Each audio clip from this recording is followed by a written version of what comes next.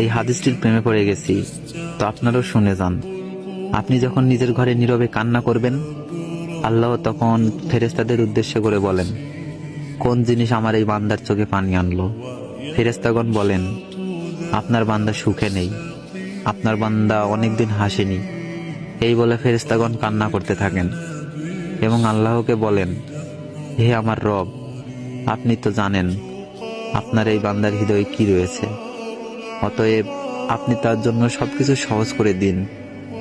আল্লাহ বলেন, আমার এই বান্দা এমন কিছু জীবন থেকে হারিয়ে ফেলেছে যে সে অধিক ভালোবেসেছিল। অতএব আল্লাহ বলেন, আমি শপথ করছি, আমার বান্দা যা তার জীবন থেকে হারিয়েছে তার চেয়ে উত্তম জিনিস আমি তাকে এনে দিব, যা দেখে দুনিয়া ও আখিরাতে সবাই বিস্মিত হবে।